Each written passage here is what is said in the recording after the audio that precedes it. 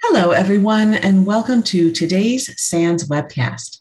SANS 2022 Threat Hunting Survey, Hunting for a Standard Methodology for Threat Hunting Teams, sponsored by Anomaly, Cisco, Corelight, Devo, ExtraHop, Gigamon, and Sophos. My name is Carol, author of SANS. Today's featured speakers are Matthias Fuchs, Certified Instructor and Author at SANS, Josh Lemon, also SANS Certified Instructor and Author, John Gamble, Senior Director, Product Marketing at Corelight, Jamie Moles, Senior Technical Marketing Manager at ExtraHop, Chris Borales, Senior Manager, Product Marketing at Gigamon, and Andrew Mundell, Security Architect at Sophos. If during the webcast you have any questions for our presenters, please enter them into the Q&A window at any time. Please note that this webcast is being recorded, and a copy of the slides and recording of this webcast will be available for viewing later today and can be found on the SANS registration page. And with that, I'd like to hand the webcast over to our presenters.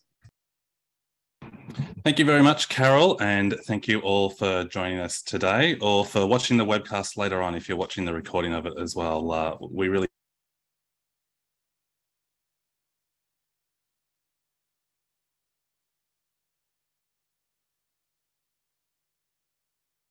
First up, as Carol mentioned, Matt and myself are going to talk through some of the findings from the survey results that we have seen this year, and they were published as part of the report that has gone out as well this week. So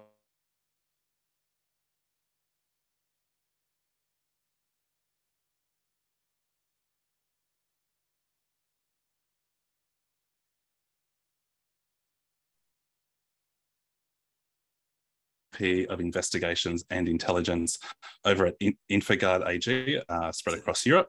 Josh, my apologies. This is Carol. We've lost your audio a couple of times. I'm going to recommend you go off video that might off of your webcam. That may help. Sorry for the interruption. No problem. That's all right. Okay. Let me see if I can get that turned off over here.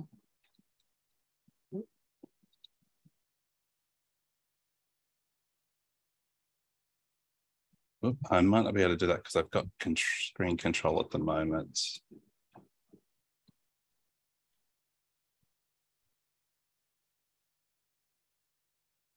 And ironically, I've been able to hear you this whole time now. Perfectly now. I might try and press on because I can't turn my video off, I think, while I've got host control at the moment. Okay. But jump in again if I drop out at any point. Okay. What I was saying as well is, for myself personally, as well as being an instructor and also an author for SANS, I also look after the digital forensics and incident response team in Asia Pacific for Ankura. So Matt and I both spend our day jobs doing incident response and threat hunting as well, and working with clients as well that are trying to do the same type of thing in their organization, as well as trying to educate people around that as well. Now, if there are any questions that kind of come up throughout the session today, there is a Slack channel, and I'll give you the link for that in a moment. But there is a general discussion channel in there as well, where you can start to chat amongst yourselves and also with some of the presenters today as well. In doing some of that, though, just a reminder to be respectful of everyone that is in there. It's important that this is an open community to share ideas and to share concepts with everyone. So we ask everyone to be respectful of everyone else that is there, and regardless of whether that's on Slack or whether that is inside of any of the chat in Zoom as well. So as I mentioned, there is a dedicated Slack instance for today's session. And the idea behind this is so that you can connect with some of our sponsors that are here that are going to talk to you as well today. And also so you can connect with Matt and myself and ask questions throughout this session. So by all means, jump onto that Slack channel and join the community and join the discussion there. We really welcome questions throughout. What we'll do is if you think of a question and you want to ask it, make sure you put it into that Slack channel. You can put it into Zoom as well if you're having issues with Slack, and we'll also moderate out of there as well. And what we'll try to do is we'll pause at the end of the sections as we kind of go through today, and then we'll try to answer questions as we kind of hit those sections, or if there's kind of complicated or long questions, we'll try to answer those in the Slack room as well. With that, I'll hand over to my co-author on the paper this year, Matt, to run us through a little bit of the agenda today and some of the starting statistics for our survey. Thank you very much, Josh. It was a pleasure writing the report again with you. So today's webcast is slightly different than you might be used to from the last few years. So we're going to present the numbers first. After that, we go through the different vendors, which is going to be interesting because you got another chance to ask questions, right? So that's going to be like a panel discussion for which we have another half hour. So totally different format, but it gives you more ability to ask us questions, to ask the vendors questions. So that's going to be very interesting what comes out of that. Josh, if you could just forward the slide, that would be great. Thank you very much. The demographics this year have been very interesting, also compared to the other years. As Josh mentioned, we've been doing that for quite a few years now, and we were always looking at very similar demographics. But this year is very interesting because the amount of large companies that we have in our respondent pool is quite big. So the small companies with up to 1,000 people, they make up the majority. That's always the same because they're just more smaller companies than bigger companies. So I think that's very clear. But this time, the second largest group is people from very large organizations. And that is something you have to keep in mind when looking at the numbers, because very often a lot of budget in the security translates to potentially a better chance to have good threat hunting in your organization and be a little bit more mature when it comes to that. It's a lot about budget. Secondly, that's very interesting. Banking and finance is the #1 industry that we have represented here. So it's also an industry that's quite critical when it comes to cyber breaches. So that might also speak for a pool of respondents that have quite some maturity in threat hunting. What's nice to see, because it kept changing over the last few years, is the geographic distribution. So we usually ask that in two different stages. So one stage is, okay, where is your headquarter? And second is, where are your operational organizations around the world? And as you can see in here, it's pretty evenly split. So we always have around about 80 organizations in North America, with about 80 in Europe. So that is very good. Also in the Middle East, we have a few organizations. We have in Asia a few organizations, also Australia. So it's very well distributed. So when we go back a few years, it was more US centric, obviously, and now it's growing bigger. And that, I think, makes a lot of sense and also adds to the quality of the data that we got in here. The other thing is this time we have a very large group of people really doing the job, right? Like security operations, security analysts, rather than the management side, because obviously the management perspective on things might be a little bit different than a technical one. So based on that data, you can expect that especially the more technically focused questions might be answered from the trenches rather than from the management position. So that's also very interesting. And with that, I hand over to Josh again. Let's look into the numbers. We don't have that much time. Thank you. So what we're going to try and do is give you a little bit of a flavor of what we saw in the overall numbers. This is not a full in-depth look at the overall report. We highly encourage you to go and download that and have a read through that in a lot more detail. Some of the key findings that we saw this year is that a little over 50% of organisations consider threat hunting in a state of still maturing, and I'm going to talk more about some of those numbers in a moment. One of the barriers that we are seeing in terms of organisations, in terms of what they need to do better threat hunting, is sort of this large pool of just under 70% of organisations saying that they see a lack of training or skilled staff to be able to do threat hunting. And again, we'll actually look at this a little bit today and kind of potentially talk about why that might be a bit of an issue as well. We're seeing 62% of our respondents use internally developed tools. And then we're seeing just under 50% of our respondents seeking to sort of extend their threat hunting capabilities into the cloud, which really isn't a big surprise. It's interesting that it's kind of taken until this year for that really to get teased out in a lot of the results that we're seeing. But it's interesting to see that just under half of respondents are looking to start to do more threat hunting into cloud environments, which is probably a sign of the times of what we're seeing organizations do as well. We're seeing a quarter of organizations are basically starting to outsource their threat hunting. Again, an interesting question we've asked over a number of years. So again, we start to look at some of that as well. We're seeing 68% of organizations measuring their threat hunting have seen an increase of between 25 to 75% in the overall security posture in their organization. Now, we're actually going to show those statistics on the screen, so that will hopefully make a bit more sense as we kind of get to that just towards the end of Matt and my section. But it is interesting that we are seeing organizations really see an increase in the return of what they are doing as part of threat hunting. And that's important to be able to not only measure that, but also be able to show some of that back as well. So we'll talk a little bit about that shortly. And the last one there is we're seeing nearly half of organizations that threat hunt have seen an improvement in the accuracy of their threat detections, which basically is meaning that they're seeing far fewer false positives.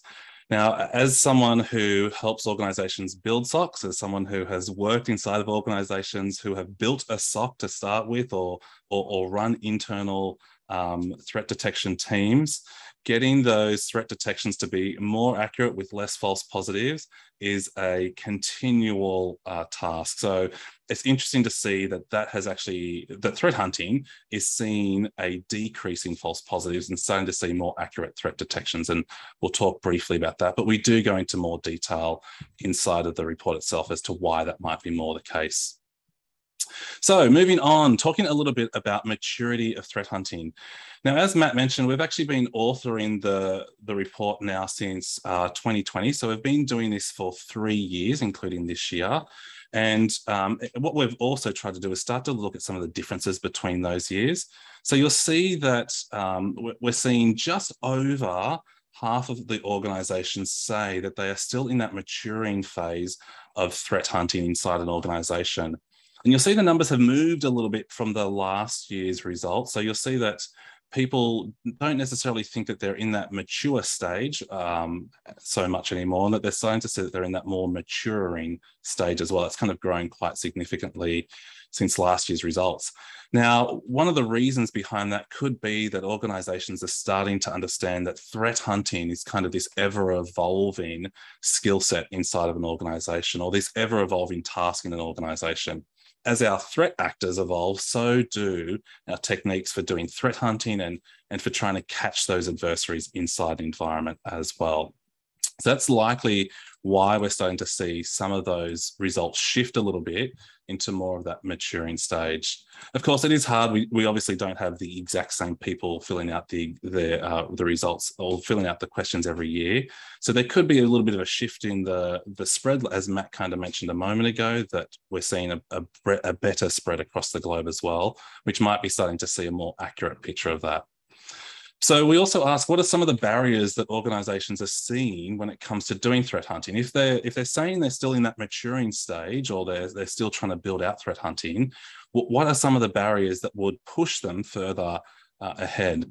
And again, this is that statistic around that we've seen about 68% of organizations say that skilled staff and sort of lack of training or headcount associated with that is really the biggest barrier that they're seeing there.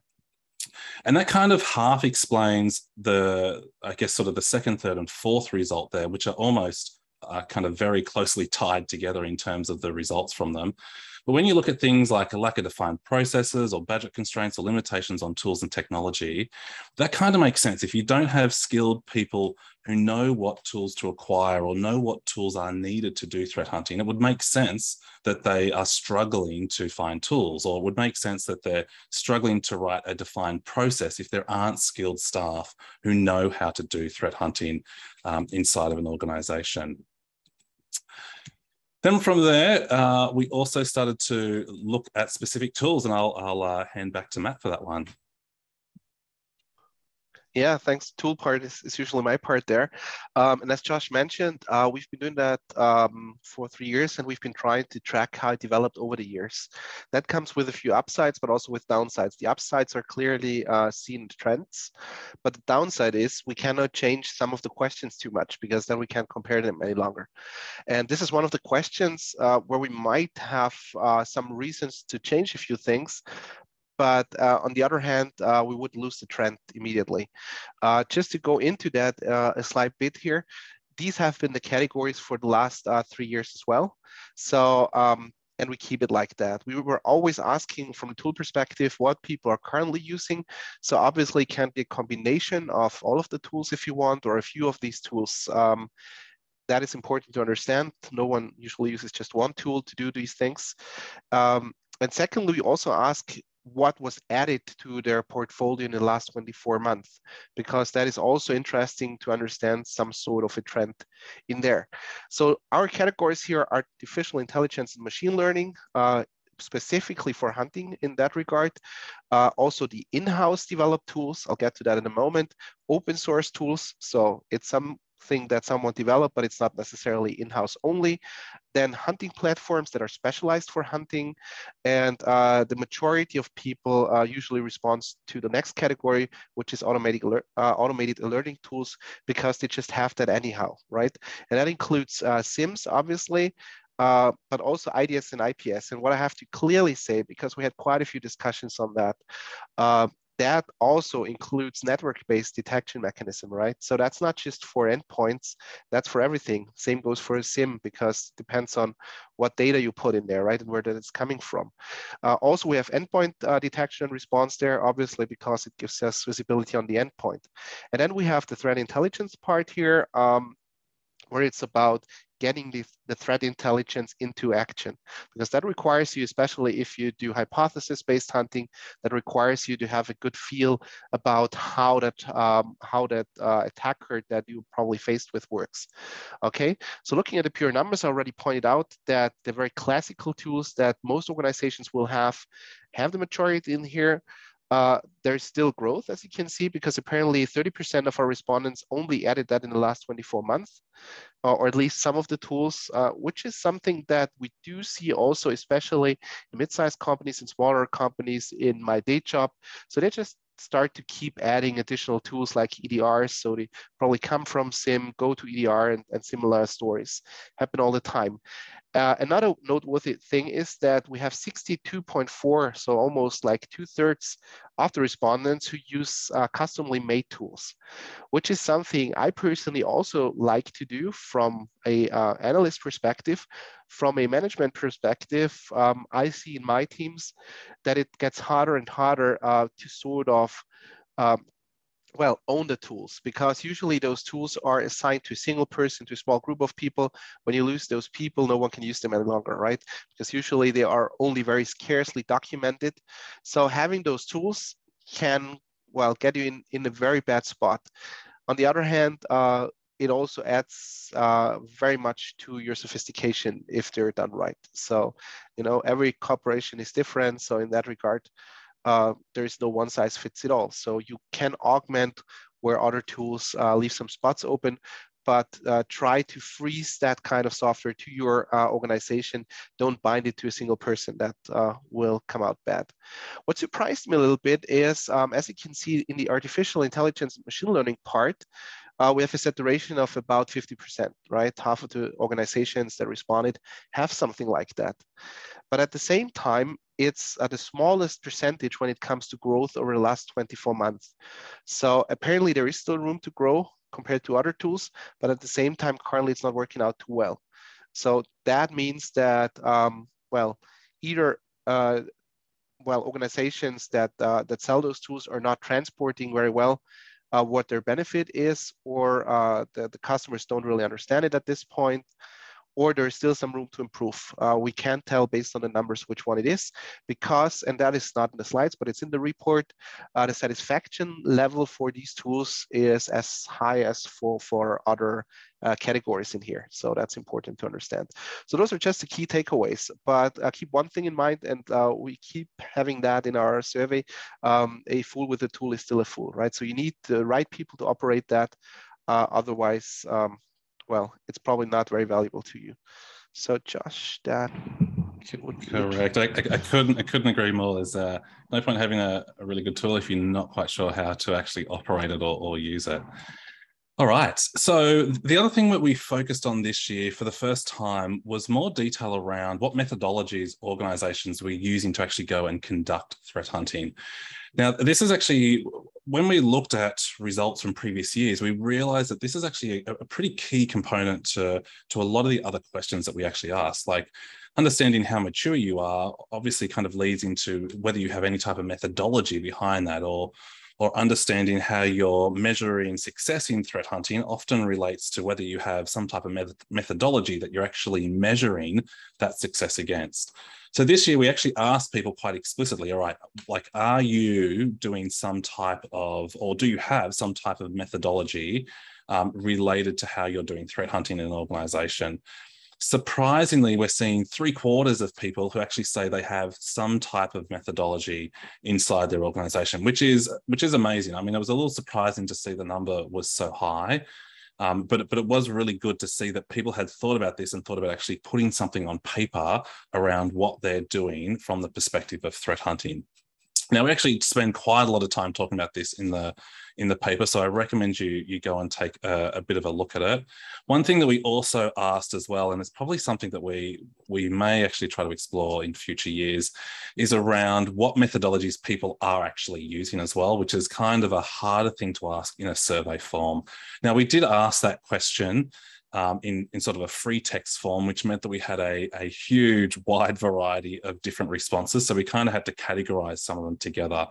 But a lot of them vary from, and again, we kind of picked out 4 in the paper, which we talked about, that we could kind of categorize things into. But we try to look at those 4 different types of methodologies that people are using, or that we could group things into, and the benefits of those and the downsides to those as well, just to help people kind of enhance their threat hunting as they go through the environment. Now, it's one thing to understand whether people have a methodology or not, but it's also important to know that that methodology hasn't been written and stuck on the shelf sort of 3 years ago and never looked at again. So the other thing that we asked as well this time around was, how often do you review or make changes to your threat hunting methodology? And as we kind of go back to what I mentioned at the start, like, threat actors actively change how they move in the environment and actively change what they do. So we need to adapt along with doing that as well. And it's important that our threat hunting methodologies also adapt as well to match that. So we asked some detail around how often people review or make changes to it. So we've seen some people who say sort of whenever needed. Again, probably because it's the first time we've asked this question, it could be something we could drill down into a little bit further, given how large those results were. But after that, we're kind of seeing a bit of a split between monthly, quarterly, and annually. Now, the reality is, reviewing your threat hunting methodology probably doesn't need to be done monthly. It probably doesn't need to occur that fast if it's kind of a methodology that's written relatively robustly. But it is something that is worth someone reviewing at least like once a quarter, or maybe twice a year, just to make sure that what is inside that methodology still matches and fits with the tools and the techniques and what it is that your sort of mission is from that threat hunting perspective as well. And with that, I'll hand back over to Matt to talk a little bit about people in threat hunting. Yeah, and I think that's it's not just people, it's tools again, right? So the thing is, the development that we see here is very clear. And that was what we were unsure about because, staffing is difficult, we know that, but also budgets are tight, especially after COVID and everything. But you can see that the trend is going up very much. So when we look at staffing, more than 2/3 of the organizations are gonna grow their or about 2/3 are going to grow their threat hunting operations, right? People-wise. And that's interesting because I have no clue where these people should be coming from at this point. So if everyone is in a position where you need to hire people, good luck with that. It's not fun right now. So we cannot even train them fast enough to onboard this many people. But there's a second thing in here, and that's regarding tools. As you can see, from the spending perspective, almost 30% tend or want to spend more money into tools, right? And a quarter more money. So that could be a significant number there.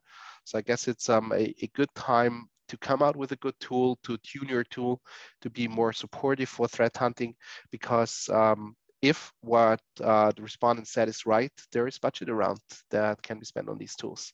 But how we get around the people limitation, I do not have a clue, really. That's a real problem. So I think we need to push on. Nice. All right, so the other thing that we often ask each year is also around measuring success with threat hunting. There's obviously an importance around making sure that what you're doing actually has some sort of benefit to an organization. It's not just doing it for the fun of it. So again, we asked the question around whether people are doing any type of formal measuring of success or the effectiveness of threat hunting in an organization. It's interesting here that we only sort of see 43% of people say that they are doing some sort of formal measuring. I mean, when you consider that 75% say that they have some type of methodology, it does mean that they should really be able to measure their success against the methodology that they've written, or at least have some of that documented in that methodology as well. So probably another interesting place that we might dive into in further years. But the measurement of success has been a question we've asked as co-authors for the last 3 years.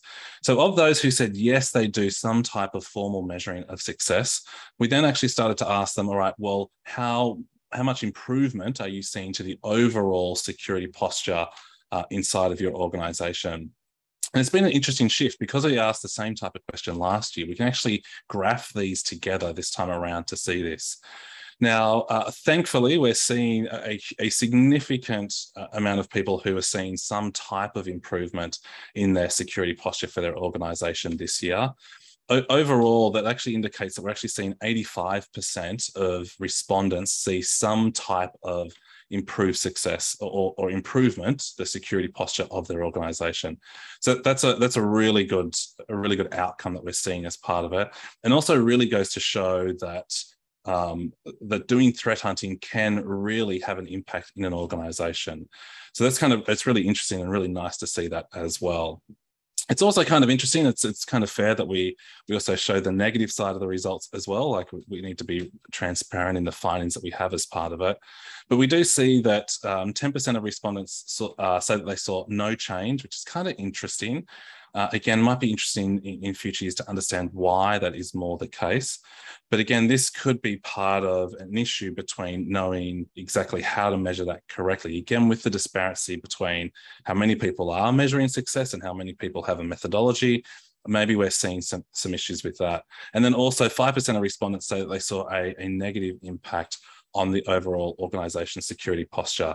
Although I do kind of say that looking at the results here, in that we are seeing that number that sees some sort of negative impact is actually decreasing year on year. And that may be that the measurement of what they're doing, or maybe they're improving over time slowly, which is actually moving them from that sort of negative result or no result over to actually seeing a positive result on the organization as well. So either way, it's still a good news story. We are seeing things move slowly to the right, which is what we want to see here.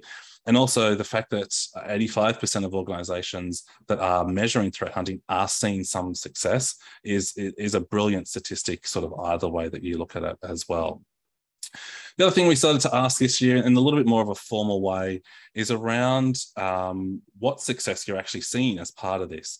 So one of those big successes that we're seeing where people see that significant success in their organization is around doing things like reducing the attack surface or doing things like hardening network devices or hardening endpoints as well, which would make complete sense when you're doing threat hunting. Often you might not only uncover bad things that are going on inside the organization, but also potentially misconfigurations or misuse of technology as well that kind of gets scooped up as part of the threat hunting that you're doing, and then hopefully gets cleaned up or handed off to teams to start to look at that as well. The other one that we mentioned as well at the top there around some of the key findings is more accurate detections and fewer false positives. Always a significant benefit. I cannot see any SOC analysts anywhere complaining that they're getting more accurate detections.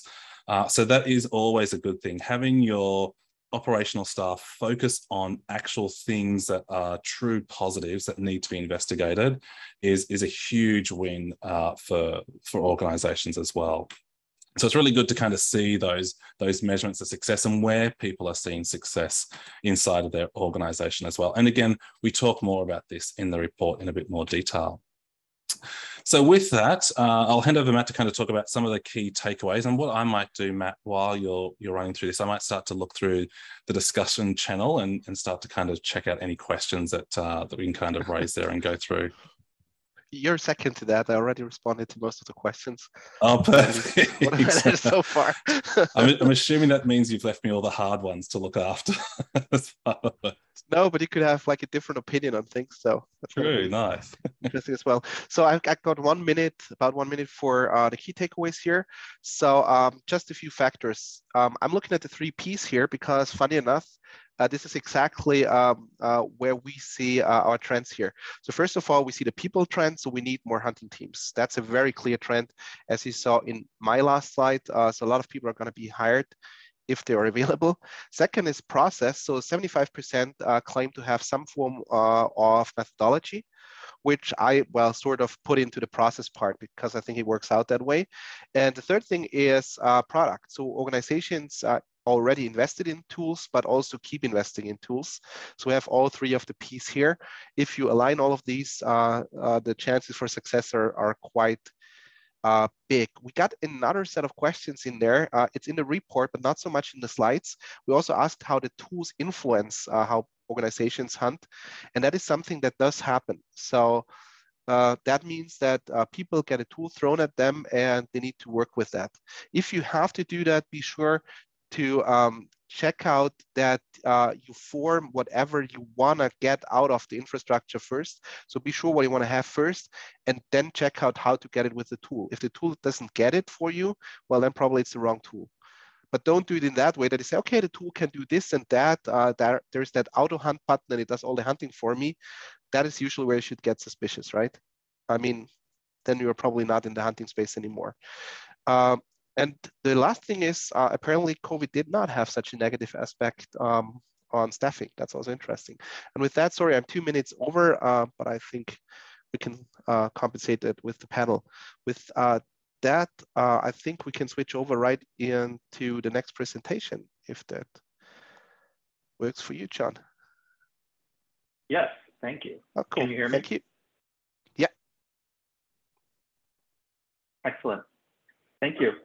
I'm John Gamble. I'm the Senior Director of Product Marketing here at Corelight, and my background is largely in the cybersecurity industry over the last decade. And while I've never threat hunted myself, I've had the privilege of getting to work alongside threat hunters and actually be embedded in threat hunting teams in the past in some of my roles. So I come to you today kind of drawing on that decades plus of experience, getting to talk on a daily basis with both customers and in-house members of our threat hunting team, and kind of just from both my career and also here at Corelight. So let me advance to the next slide here.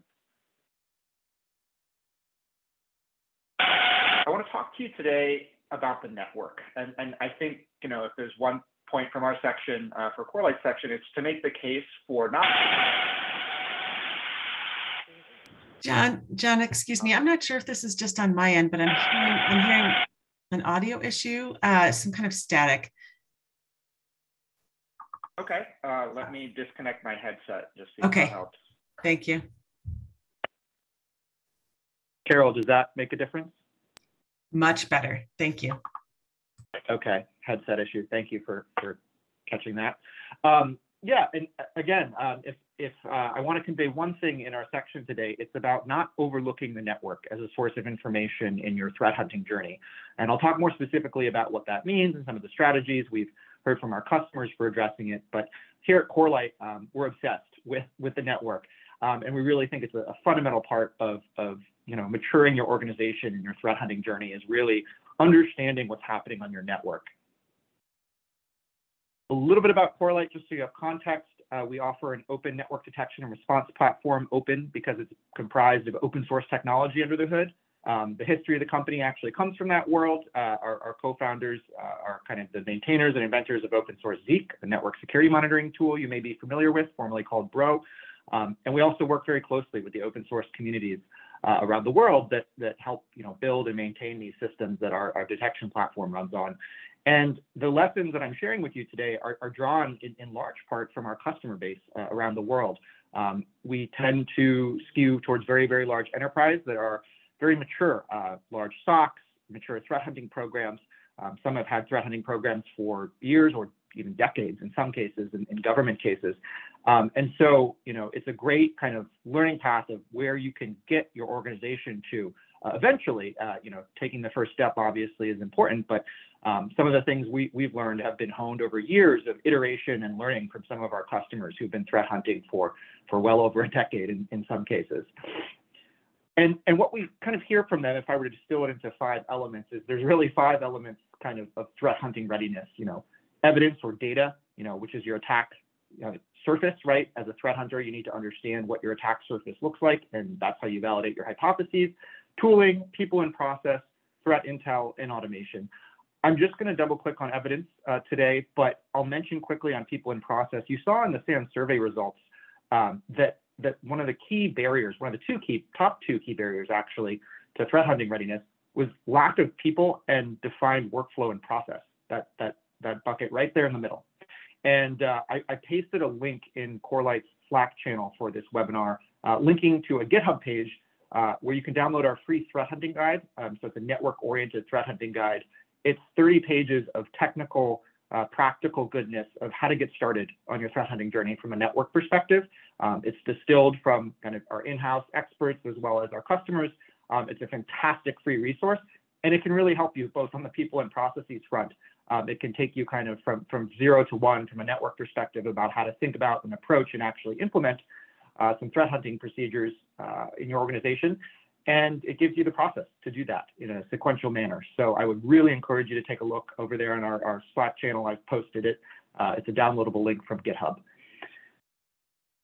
So again, want to double click here on evidence and talk about some of the survey results and some of our thoughts and kind of what we're hearing from our customers. So I said I'm here to make the case for the network, right, for your threat hunting kind of program. This diagram you see here is variously referred to as the SOC visibility triad. Some people would argue this is kind of the fundamental components of XDR. But I, again, want to make the case for the network. I think endpoints get a lot of attention, rightly so, right? The endpoint is a fantastic resource for depth of information when you're truly going to that single host or that, very specific event that affected a very specific individual at your organization. The endpoint is the key source of depth of information there.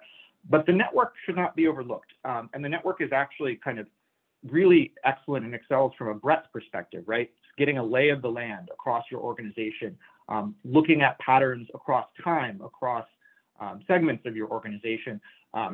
The forest for the trees, right, in the threat hunting world often starts at the network. And that's what we hear from customers. They will often start their preliminary threat hunting kind of hypotheses, trying to validate them on the network side, and then they'll pivot over onto the endpoints and drill down deep to go to that level of host level information. And if I could make 2 arguments here about the importance for network side visibility in your threat hunting organization, it would be the following. Endpoints only see where they go. Agents don't go on IoT devices. They don't go on BYO devices. They don't provide you visibility into the various components of your network hardware, DNS infrastructure, databases, et cetera. And they also don't really go to the cloud either. And we'll talk about that in a second. That was a key survey result we saw in this survey. Organizations are keenly interested in cloud-side visibility in their threat hunting. And also endpoints are great, except when the fundamental host is compromised, right? Very sophisticated attackers sometimes leverage zero-day exploits that can go to the kernel level of endpoints, which means that the agent running on top of that system is a fundamentally unreliable narrator. The network, by contrast, is often referred to as kind of the ultimate source of truth, right? The network can't lie. You may have heard that phrase before. Sure, attackers can do all sorts of clever things to try to disguise their network traffic patterns, imitating legitimate sources, encrypting, doing port and protocol abuse, et cetera. But at the end of the day, whether that's on-prem or in the cloud, they have to push packets. And if you are there ready to capture and transform that into evidence that you can use for threat hunts, that's an immutable source of truth that can't really be retroactively changed from an attacker's perspective versus an endpoint. If the host itself is compromised, all bets are off about the quality of evidence you're getting. So again, it's not an either-or situation. We fully recognize the importance of EDR. It's a both end, and we would really encourage you as you're thinking about it, no matter what stage of the journey you're in, is to consider the network. A quick story here, SolarWinds, the Orion platform in their product portfolio was attacked and disclosed about 1.5 years ago, and it was a great little story and proof point that illustrates what I was just talking about. The Mandiant research team that discovered this attack in part pointed in their tool set to network side visibility that they had that was key to understanding and discovering this attack, especially because it was attributed to a nation state and the attackers were looking for the presence of endpoint agents as part of their kind of initial surveillance and taking evasive action with the attack if they detected the presence of those agents. What they couldn't avoid in this case, of course, was the network. So I want to double click on 3 quick survey results and then hand it over to the other vendors. So we have 3 survey results I wanted to talk a little bit more about. Oh, really quickly, we think about evidence and data as a journey, right? It truly just takes one person with time and interest to start threat hunting at an organization. I've seen that in many of our customers. You don't necessarily need a fully staffed, mature SOC. It truly just takes an individual who's interested and ready to learn. And as you think about kind of your network side visibility and both, also endpoint side, there are stages to your kind of evidence side maturity. Starting out, you're probably going to have limited visibility, grabbing what's available. It might be in various sources and formats, and you'll have trouble kind of correlating it, and that'll be a manual exercise of pivoting. As you progress through this journey, the ideal state you're driving towards, and what we see in our most sophisticated customers, is a kind of single data lake architecture, right? Everything or almost everything that they need in a single place, in a uniform data format wherever possible, which makes it a really clean and fast place to make fast sense of what's happening in your environment, which is key for threat hunting. 3 survey results, just a quick double click on that we thought were interesting that I wanted to comment on. The relationship between hunting and detection, right? 47%, nearly half of respondents in the survey said that hunting had improved their detection accuracy and reduced their false positive rate. That's absolutely something we hear from our customers. And specifically, we've had customers refer to this as the virtuous cycle between IR and hunting, which is to say it's not an either or, it's not one feeds the other, it's actually a circle. And it's an iterative circle that improves processes over time. Hunts lead to insights, lead to scalable and high fidelity detection that the detection engineering team can build. On the detection side, the incident response team, in the process of doing incident response, can discover indicators or various bits of information that they can feed back to the hunting team to inform future hypotheses that they can go out and validate. I'll give you a great example. We have one customer, a large bank, and their threat hunting team uses the MITRE ATT&CK framework to tag their threat hunts. So they categorize those threat hunts, and then they meet weekly across their SOC with the various parts of their SOC, and all parts of the security organization, and they're all speaking a common language of MITRE ATT&CK framework TTPs, which means the hunting team can show where they're providing coverage, and the detection engineering team can show where they're building coverage, and the vulnerability management team can show where they're providing coverage, and it gives everyone this lingua franca, that just leads to just fast insight, communication, iteration, and tuning. ultimately driving better detections and fewer false positives. Second survey result I wanted to double click on, this one here. I mentioned it earlier. Nearly half of survey respondents said they're looking to extend hunting capabilities into the cloud. We hear this from all of our customers. And specifically, what we hear and what I wanted to share is that some of the native telemetry sources in cloud environments are good starting points for hunting, but ultimately don't provide the depth of network side information in cloud environments that hunters need. And if you think about it, it's not totally surprising because the design bias of a lot of this information is usually starts and is more geared towards the IT and network performance, monitoring and troubleshooting and IT side of the house. We saw that same thing happen in on-premise networks decades ago, where a lot of the traditional sources of on-premise network visibility, such as DNS server records or NetFlow, for example, are data sources that were kind of initially designed for IT use cases, right? Troubleshooting a piece of hardware, performance tuning it, et cetera. Security teams use it because it's available, but it's not necessarily the ideal state of information for all security use cases. We hear similar things in the cloud. And so our customers are really looking for a comprehensive security optimized set of information in their cloud environments. And the second thing they're looking for too is ideally uniformity, right? Between on-premise and cloud and hybrid environments in terms of the data that they're looking at. DNS traffic on-prem is DNS traffic in the cloud. There are differences in the way that the cloud environments route DNS, but at the end of the day, it's a DNS protocol. And they would like, consistency between those environments, especially if they're tracking an attack that is operating between those two environments, on-premise and cloud. And lastly, the last survey result that I wanted to focus on was this one here. Again, more than half of survey respondents here said they're currently using a third-party platform from a security vendor. We hear that from our customer base as well.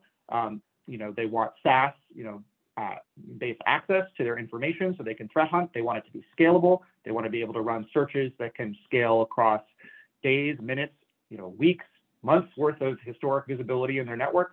And they also want flexibility. And we see kind of two basic design patterns here, right? Some customers are driving towards a consolidated data view, right? That data lake, single data lake to rule them all. Typically that's in a SIM environment, right? Where they're trying to put all the information they would need from endpoints, from networks, from intel sources in a single kind of SIM environment typically. And then some are actually looking for a more hybrid solution where they're looking for these dedicated platforms that they then pivot possibly into a SIM environment. And so those customers especially are looking for flexibility to be able to kind of control their data flows between a dedicated hunting platform and a SIM, and to be able to pivot between the two sources. And so those are kind of key elements to think about as you're thinking about where you are in your hunting journey and what tools you want to invest in, and what design pattern is right for your organization at this time. So with that, I'll close out with just a quick diagram here, just kind of illustrating some of the Corelight capabilities and some of the concepts I've talked about. Corelight, network detection and response vendor, capable of ingesting traffic both on-premise and from cloud environments. We transform that into evidence, alerts, insights. We have a SaaS hosted environment called Investigator, which is one of those dedicated threat hunting platforms that I just mentioned. And we can also flexibly stream all of our evidence and alerts into SIM environments of your choice. So yeah, with that, I will turn it over to the next vendor.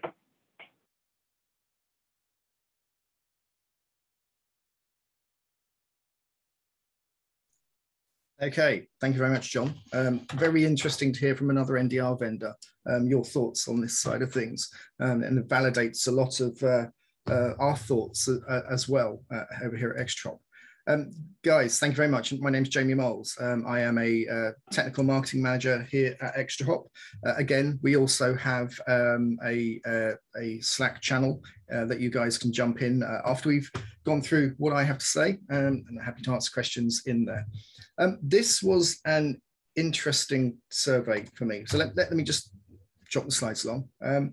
What I want to talk about, and I only have 5 slides. I don't necessarily need to blow you away with lots of slides, and I know that slideware isn't always interesting. This SANS research for me is personally interesting because whilst I'm a marketing manager now, I've actually been a techie all my career. I've been in the industry 35 years. And I've done a lot of threat hunting myself in the past. I did 7 years working for an insider threat company called Detect Systems, running investigations internally, managing investigations, supervising investigations. And I find threat hunting a really fascinating subject. SANS themselves, in a white paper in 2016, described threat hunting as a focused and iterative approach to searching out, identifying, and understanding adversaries internal to the defender's networks. Of course, cloud kind of changes the game a bit now. It's not always internal. The perimeter has changed things. And when I speak to people about threat hunting, especially unsophisticated people or people who aren't in the industry, like my mum, if my mum asked me, what is threat hunting? I would often turn around and use a line similar to what you're seeing on the screen now. Threat hunting is a game of hide and seek where you're the seeker, but initially you cannot even be certain there's a hider to find. Because a lot of the time when we're doing threat hunting in the various ways that we're doing so, we're often working on the basis of there might be a threat, or we've received some intelligence to suggest there's a threat that might be in our networks, but we need to see if it's there as much as we need to document it when we find it. And this is one of the things I like about threat hunting. It's a game in many, many ways. Is there something to find? If we're going to find it, how much are we going to know about it? When we find it, are we going to see that actually it touches lots of different parts of our systems? And threat hunting for quite a long time over the years has mostly, as I think John referred to, been focused on the endpoint. On the EDR side of things, most people know very well how to threat hunt. We know how to go onto an endpoint and dump the registry, or dump memory with volatility and go looking for things in decoded memory, or go searching for files and other things like that. What I want to talk about a bit in this session is, I believe that it's moving away quite strongly in terms of valuable places to look for threats. The endpoint's always going to be present. And if you have information that you can use to look on the endpoint to find threats, you're always going to do that. Using SIEM tools to correlate logs and see what's going on in there is always going to be a point of practice. And in actual fact, let me clarify on this a little bit. When I was doing threat hunting, working for Detex, insider threat hunting is a bit different to threat hunting when you're looking for an external adversary. Obviously, you're looking at your own employees or contractors or people who might be getting up to no good.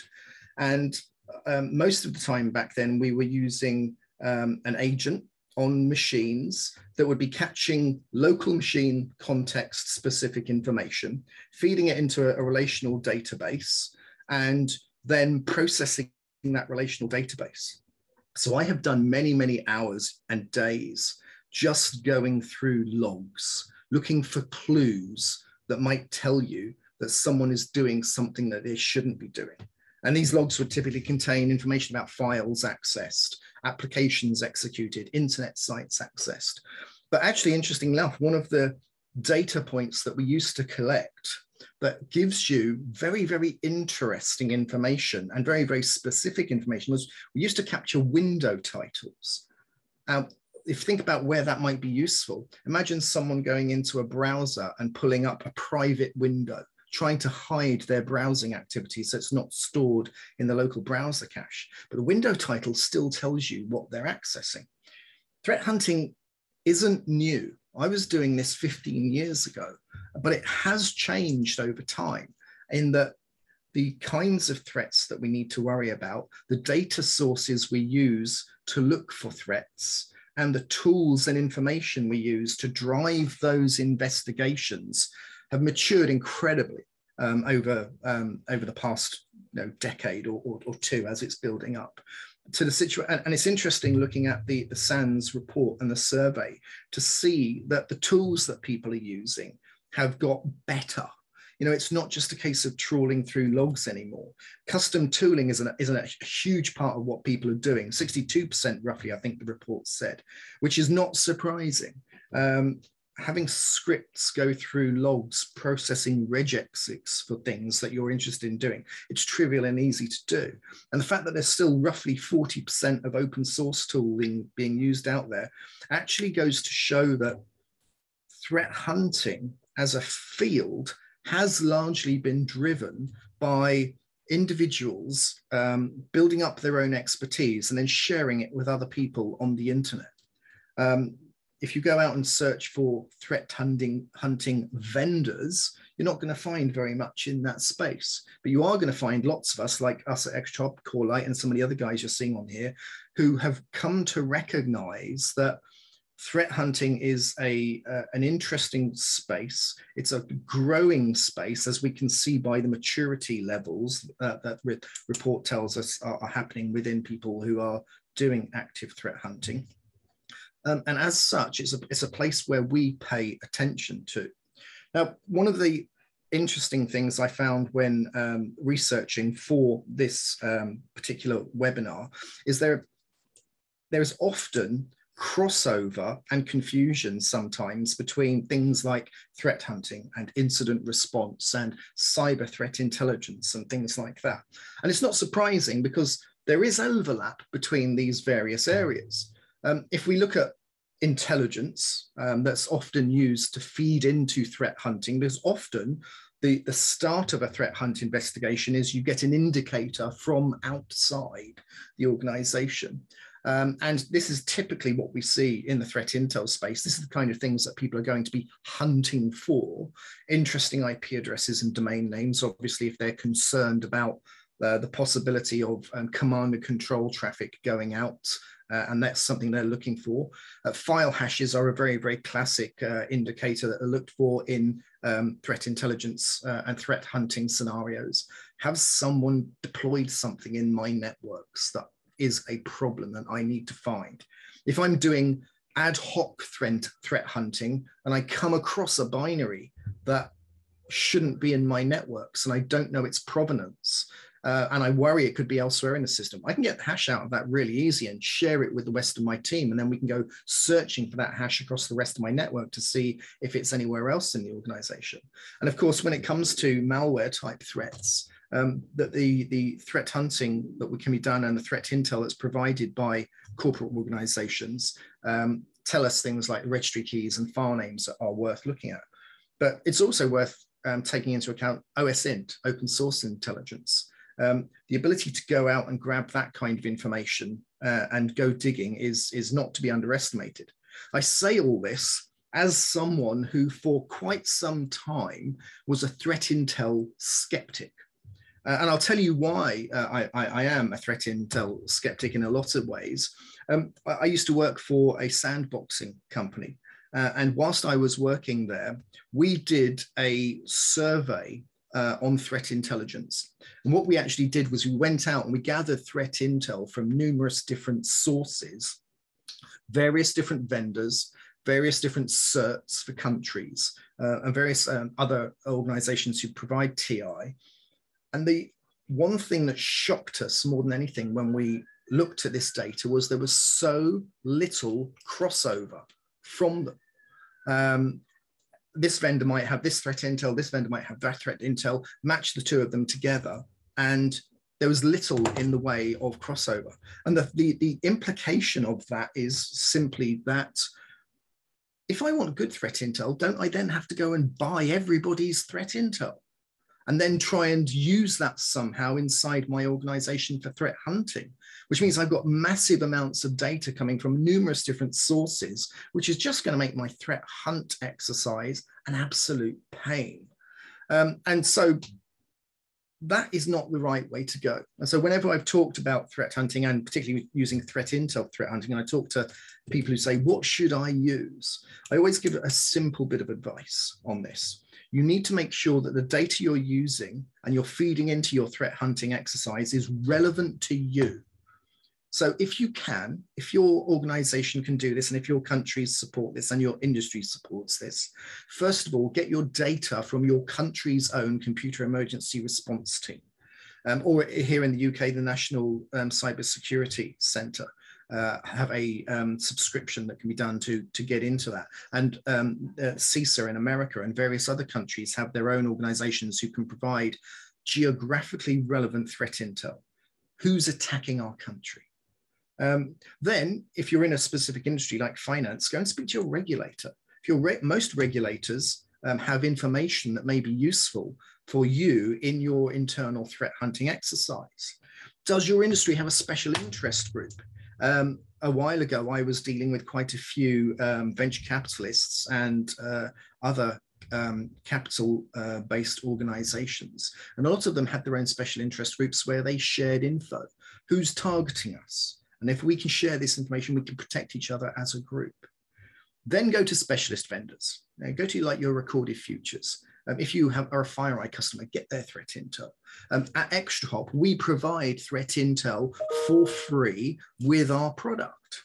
And that's based on information that we get from numerous sources and obviously from our own customer sources. And then finally, go to the open source.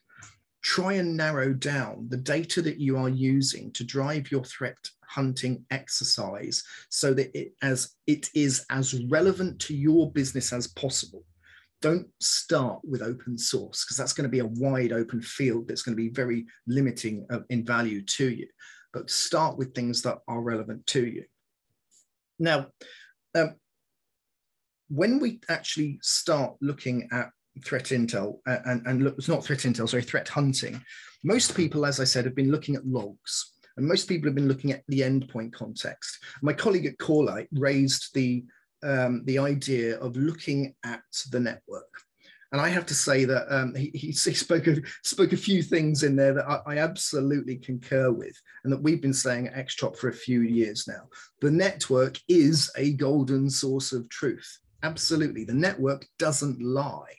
And the network has other advantages as well when it comes to protecting your network, your systems. We know that bad guys, when they get in, try to cover their tracks to make it harder for you to hunt them. And the ways they do that is they try and kill logs. So there are most of the useful tools out there, such as Metasploit and Cobalt Strike and some of the newer frameworks out there for breaching into systems, have built-in capabilities for killing log files. And most of the really successful red teamers out there, and I follow a number of these on streams on the internet, have developed their own custom capabilities for killing endpoint agents.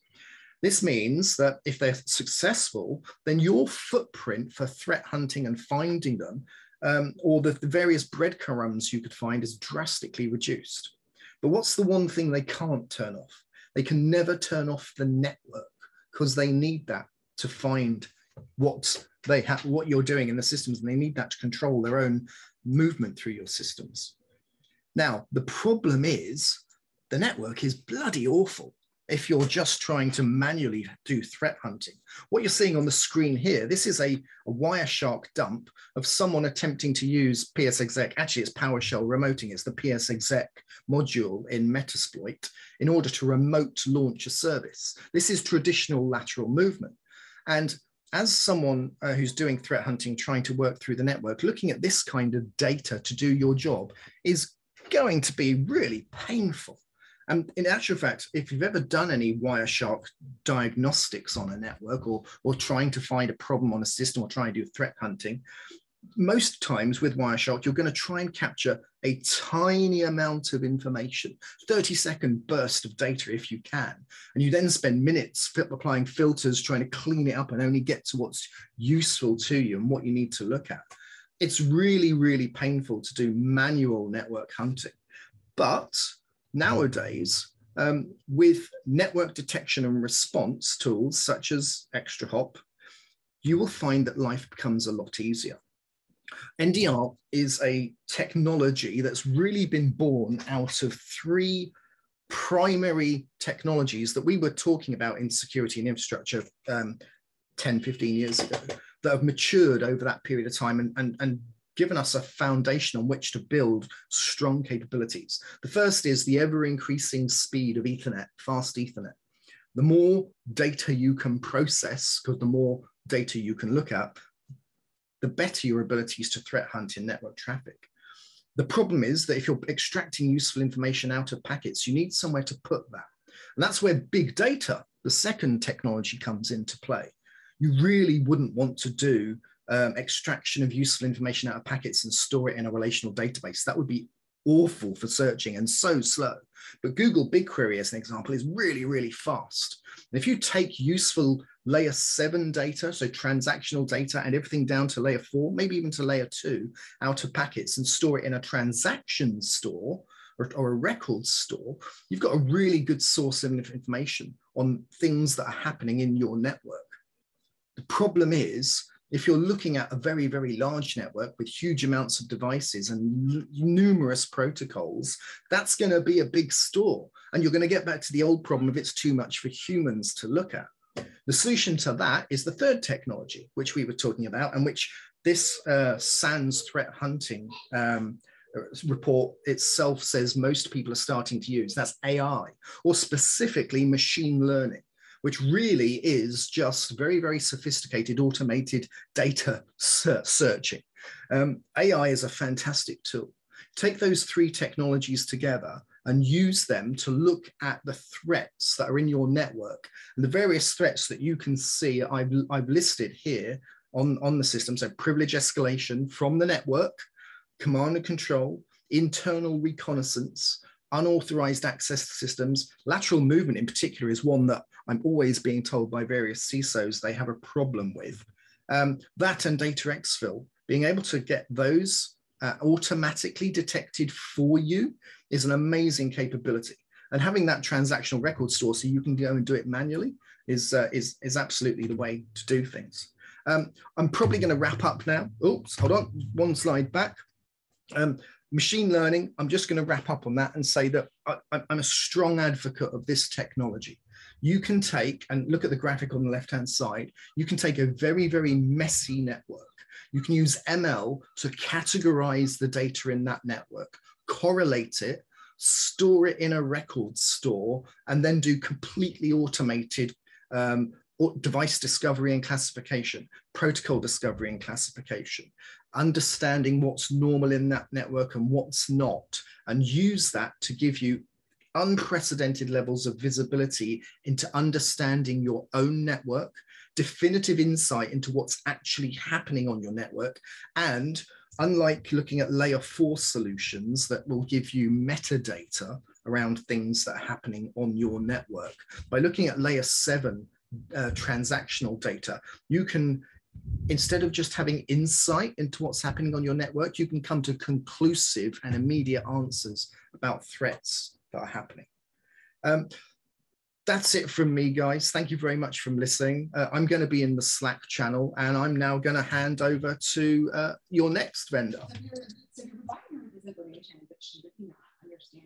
So hi, everyone. My name is Chris Morales. I'm with Gigamon. I'm one of the product marketers here. So let me go ahead and start. We'll go ahead and dive in. I think we might be a little bit behind.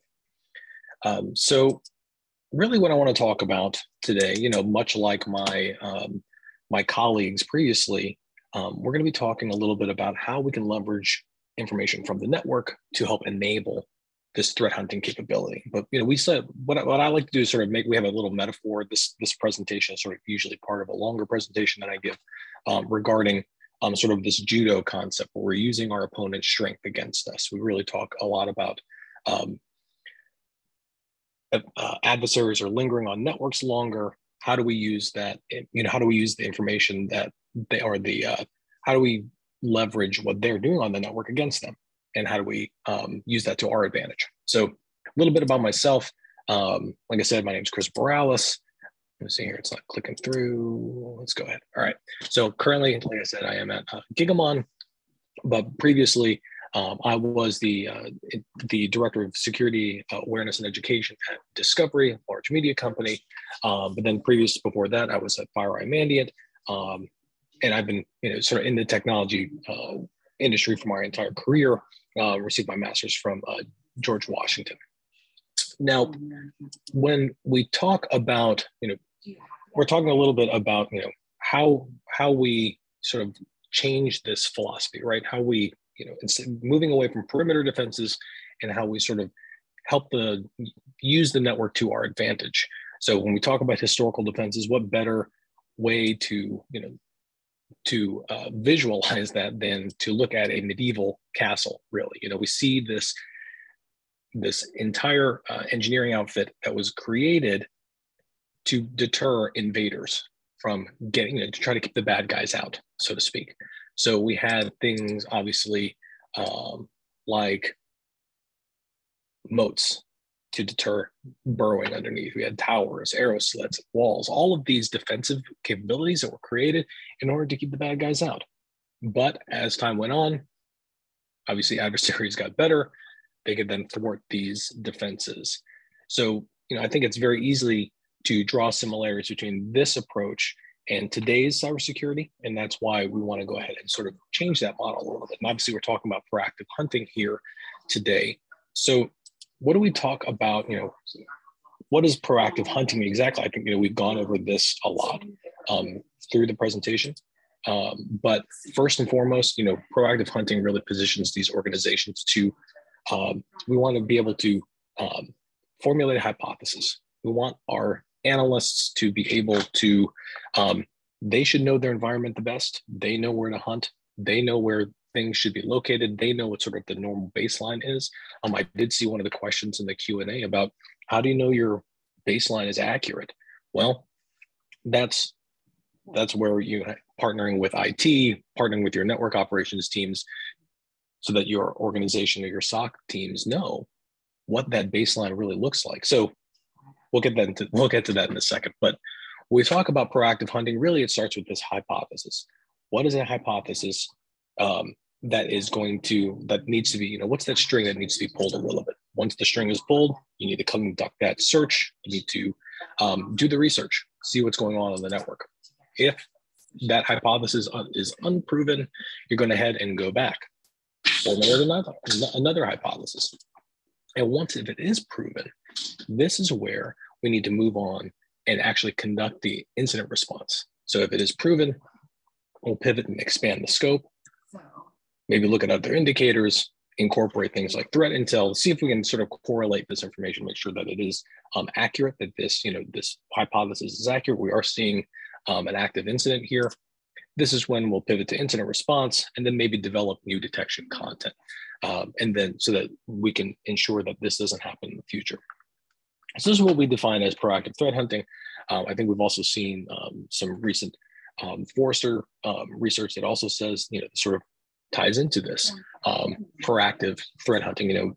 I think we see a lot of times across our industry, certain folks wanting to say what hunting is. And I think this is the most accurate description of it. So now that we've defined proactive threat hunting, really what are organizations doing in order to improve this capability? I really think that we need to have that baseline. We need to understand your organization's normal at the outset. So this means your threat hunting team needs to collaborate with personnel across your organization, both within and outside of IT, to really gather information and insights that they have. This is just sort of fact finding, right? This enables that team to decide what is a threat and what's unusual. Remember, if me located on the East Coast here, if I'm accessing something when I shouldn't be accessing it, is that normal behavior for me? Is that something that should be addressed? Is there machine activity that's happening with me? It's something that the IT team should know about, or correlating to the threat hunting team, they should know about as well. To the middle here, we want to talk about, this observe, orient, decide, act. This is a strategy that's developed, that's been borrowed by the military. And it stands for, this is ODA, stands for, observe. This means that you need to routinely collect logs, make sure, from IT, security systems, make sure that you're practicing those fundamentals. You're orienting yourself, you're cross-checking that data against existing information. You're measuring it against that sort of observable baseline that you've created. You're analyzing and looking for indicators of an attack. Maybe it's signs of command and control, maybe it's signs of data exfil, et cetera. Any number of things. Then it's deciding, identify the correct course of action, according to the incident status. And lastly, it's acting. In the case of an attack, execute the incident response plan, take measures and prevent similar attacks in the future. This is sort of codified here. This is a process that can be used, that is used currently. And I know it is very high level at this point, but obviously we're just talking here. So lastly, we also want to make sure that we have the correct team. We want to make sure we have the right personnel, threat hunters, that at least we have one experienced cybersecurity, cyber threat hunter on your teams. Obviously, Matthias earlier talked about the lack of personnel or lack of talent on the threat hunting side. You want to make sure that you're partnering with vendors that do have that capability. It's one thing that Gigamon does do, especially for our NDR product, is that we have expert guidance that's available with as part of the service that helps guide you through these, sort of threat hunting capability, helps boost your organization's current threat hunting capabilities. And lastly, you need to have systems in place and the tools in order to find these threats. And we'll get into that in just a second. Now, let's go ahead and talk through sort of the anatomy of a ransomware attack, right? So we're seeing, I think, we all know how, or at least we've heard before, we all know how these attacks occur.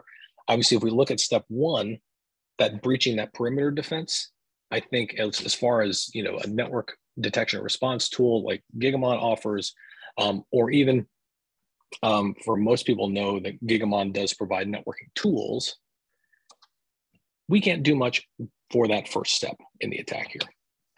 Once you move beyond, once the attacker is in the environment, when you're looking at, that second step there, attack the distribution of loader to those hosts there, or going and executing a second stage payload, or sorry, the second stage payload calling out to the C2 server there for step 4, privilege escalation, lateral movement, data exfil, all of those steps that the attacker is doing once they're in the environment, these are all opportunities for us as vendor, us as threat hunters.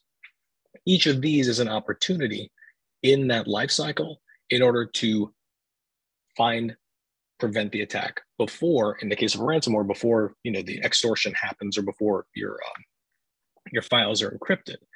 But really, this is where we're talking about sort of flipping that defense model here, where we are looking at each one of these stages in the attack lifecycle as an opportunity to prevent something bad from happening in the future. So if we take a look at this, I think we like to say that the defenders have to get it right every time, where the attacker only has to get it right once. We like to say, what our ATR, what our applied threat researchers say, and what we say at Gigamon is really, once they're inside the network, the attacker has to get it right every time in order to remain undetected. But if you're leveraging your network tools, you have all these different opportunities here to really, to find these attackers while they're in the midst of their attack. So again, turning a crisis into an opportunity. Let's turn the tables on them and enable our threat hunters to really to find malicious activity while it's happening on the network. So I think we also talked a little bit about. Click in here. There we go. So I know I believe my colleague from Corelight talked a little bit about the SOC visibility gap. We talked about the sort of incorporation of the SIM sort of at the outset. Then we have the incorporation of an endpoint detection response tool and EDR tools that sort of, I think, a lot of times serve as the foundation of a security operations center, where you have the SIM that's collecting all this log data. But like we said before, like my colleagues have said before, logs, advanced attackers are capable of modifying logs, turning off logging, et cetera. So those logs might not always be 100% reliable. You might not also get the context that certain metadata can provide you. With the EDR, obviously, EDR is a great tool. We all, sort of EDR is fundamental for a security operations center, but with this, you do have some gaps. You have this ability, with a EDR tool, you're often sort of, you are beholden to those endpoint agents. But what about the unmanaged devices? What about full east-west visibility on your network? You need to be able to have all of that visibility in order to prevent what we just talked about previously. And that's where NDR comes in. So this is where you have your network detection and response tool. This is where you have, on the Gigamon side, where we have our network detection and response tool, that really does fill that gap, that allows you to identify this attacker behavior on the network. Because like we've said, and like a number of my colleagues have said as well, the network is that single source of truth. That packet data cannot be altered, unlike log data that can be altered. So what does that mean in terms of sort of putting it all together, right? We really talk about at Gigamon, which is traditionally, like I said, it's network appliances. That's what we sell. But we also have this deep observability pipeline. What does that mean? That means that you need the ability to access all of your data. That means that you need to be able to broker all of your data on the network. This means, being able to deduplicate data. You need to be able to transform that data. In the case of, we didn't really talk about this, but if you have encrypted data on the network, how do you decrypt that data and then re-encrypt it to sort of meet your, meet compliance needs? But you need to also be able to analyze that encrypted data to find evidence of malicious activity. All of these things, you need to be able to lastly investigate all of the data on the network in order to provide that analysis that can then feed your threat hunters. This is what the Gigamon Deep Observability Pipeline provides. It gives you all of this capability along with our expertise that we have with our Gigamon Threat Insight tool. So when we talk about, sort of what does an effective threat hunting strategy really look like? It really is taking that network visibility, combining it with a threat detection and response capability, along with expertise and guidance that help buoy that lack of, the perceived lack of personnel that's out there. Obviously, we know that 48% of those respondents were looking to extend their threat hunting capabilities to the cloud. This is how it's done, through this sort of deep observability that Gigamon provides. Now, I believe here, I'll go ahead and turn it over to our next presenter, Andrew. Chris, thanks so much. Hi, everybody. I'm Andrew. I'm one of the engineers here at Sophos, and I'm pretty sure everyone out there is thinking, "Oh, Sophos, the endpoint guys. How are you gonna talk about that big elephant in the room left by the last great 3 presentations?" So I'm happy to address this right at the outset with, I agree with almost everything that my colleagues from Extra Hop, from the other organizations there from Gigamon said in their sessions. We absolutely and strongly believe that having access to a unified set of data is really important, and we're going to dig in and talk a lot about some of those things. What I really wanted to do in this next 15 minutes or so was really dive into 3 of the key themes that I saw in the report, and really talk about how you can take some of those things away right now and start to build operational functions and operational capabilities around them. So I have some really simple slides because I really want to just talk to you and would love to see and hear your questions over in the Slack channel or here on the Zoom Q&A as well. So one of the big results that I thought was really interesting was that trend of maturity. And I think I just saw that Thomas Hart put a fantastic comment over in the Slack discussion thread that you might feel like you have a good level of maturity today, but the threats are always evolving. And I think that's a really useful and really interesting way to think about things. So what are some of the things that you can do very, very quickly to really help organizations to build out that maturity that they want? And I think I'm going to break this into really a couple of different sections. This helps a lot with some of those staffing and skill problems that we're seeing as well. I think the first thing that we'll say there is, and you've heard it from a lot of the vendors today, there are lots of vendors out there that are able to help you with proactive threat hunting and response on your behalf. I think we saw about a quarter of organizations have essentially outsourced threat hunting today. I think one thing to really consider there is you don't need to think of that as a binary choice, especially if you're in that growing, that maturing stage where you do want to build out your own internal threat hunting practice. But hopefully one of the things that we want to do is get some more folks in at the junior level, get some entry level folks and really start to build them up. Using a vendor's threat hunting, threat response service is a great way to backfill your own capabilities.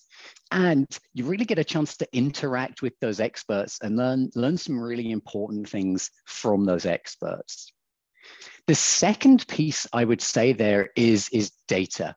Now, so far today, you've heard a lot about how having wide visibility into different data sets, specifically endpoint and network, is incredibly important.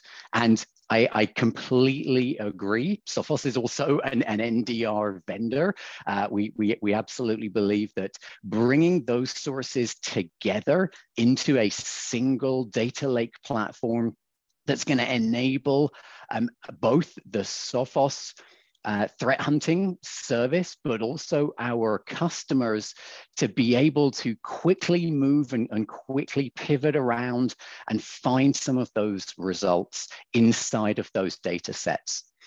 But we don't think those two sources are where it stops. We think there's absolutely more things that we need to consider that can really enrich a SOC analyst's ability to understand all of the context around a particular series of events. You've heard a lot about cloud, and absolutely cloud data, cloud network telemetry is very important, but also is bringing in other data about cloud infrastructure, authentication logs, understanding, are there any anomalous logins? Are there any open holes? Are there any S3 buckets that are unencrypted that perhaps contain something that looks like sensitive data that should be encrypted? Bringing in that kind of data, I'd like to think of that as kind of cloud metadata. You're reporting on the state of your various different cloud infrastructures. That is as important to some cloud-based investigations as having telemetry from the host systems and telemetry from the network segment as well. But there's also, what other sources of data can we think about for end users? And there, we think bringing in other sources of telemetry, like identity, is really important.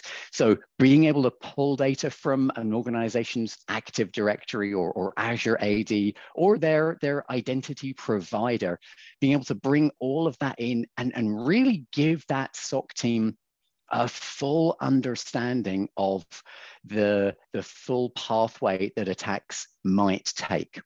The other big thing that we still see a lot of attacks start with today is email.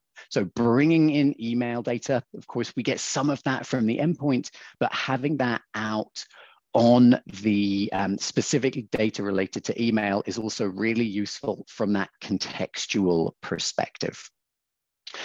Second, I was actually a little surprised at the number of organizations, especially the slight skew to the smaller end of the market, who are using homegrown tools. And I think we've heard a lot this morning as well that there are some fantastic open source tools out there. But what's interesting is when you're using those kind of homegrown things, you really start to need to consider the integrations.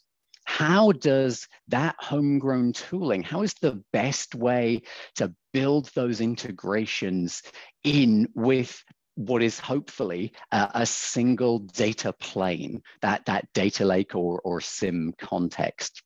So for Sophos, we absolutely believe that the automation is going to be critical as we look at the next few years of cybersecurity.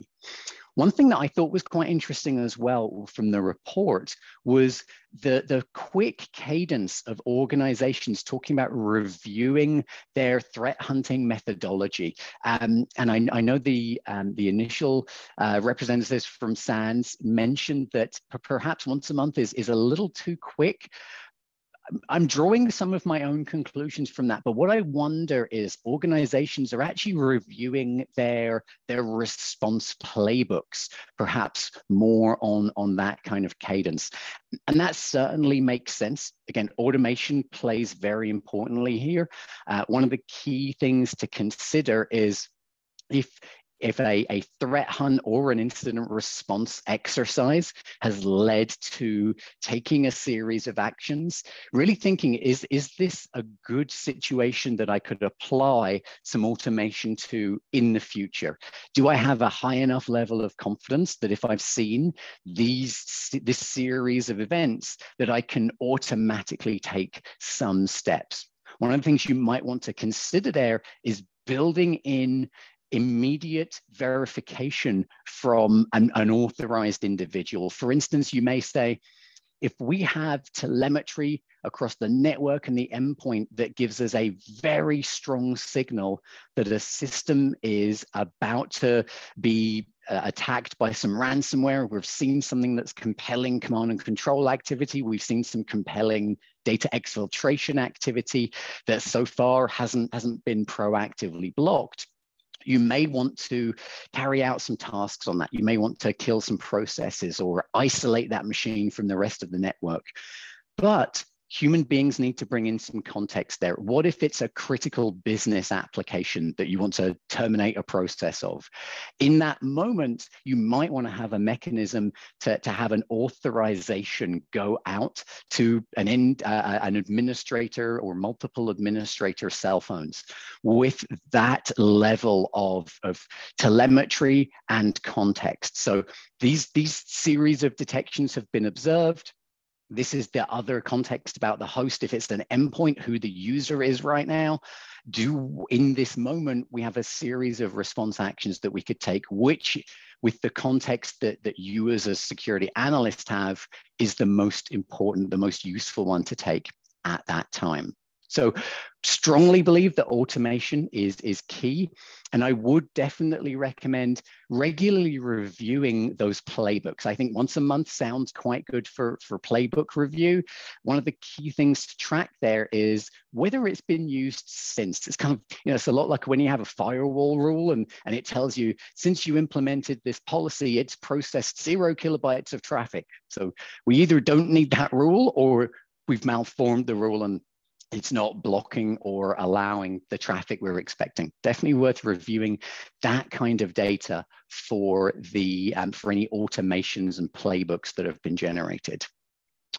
And then third, I absolutely loved that so many organizations are measuring the success of their threat hunting activities.